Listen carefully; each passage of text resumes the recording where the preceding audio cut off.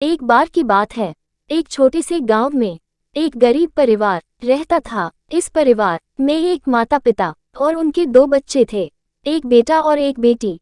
माता पिता की कमजोर आर्थिक स्थिति के कारण बच्चों को बचपन से ही गांव के स्कूल में नहीं भेजा जा सका। बेटी के लिए यह बात उसे बेहद ही दुखी करती थी।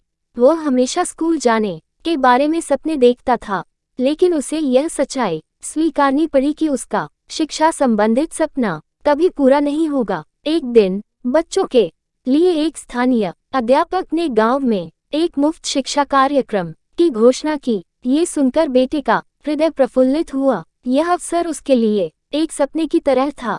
उसने अपने पिता के पास दौड़ा और उनसे बिना कुछ कहे अपनी खुशी दर्शाई। पिता अपने बेटे के खुश होने का नजारा देखकर खुद भी आंचलिक खुशी और संतोष महसूस करने लगे। वे अपने बेटे के साथ कार्यक्रम के लिए जाने के लिए तैयार हो गए।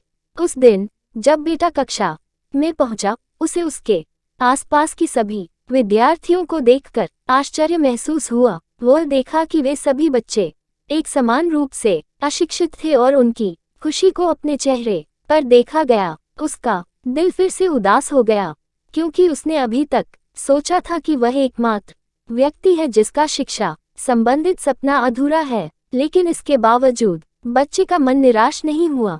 वह उस शिक्षा कार्यक्रम में आत्मविश्वास से भाग लेने लगा और अपनी कठिनाइयों के बावजूद पढ़ाई करने का प्रयास किया। उसे यह महसूस हुआ कि वह आखिरकार शिक्षित हो रहा है, चाहे ये काफी अध्ययन नहीं हो रहा हो। इस प्रकार बेटे की दृढ़ता, समर्पण और मेहनत ने उसे एक सफलतापूर्ण पाठशाला सत्यापित कर दिया। वह न सिर्फ अपने आप को बेहतर बनाने का आदर्श साबित करता है, बल्कि उसके परिवार को भी गर्व महसूस कराता है। ये कहानी हमें याद दिलाती है कि जीवन में कम आर्थिक संसाधनों के बावजूद संघर्ष और संघर्षशीलता की बुनियाद पर सफलता प्राप्त की जा सकती है।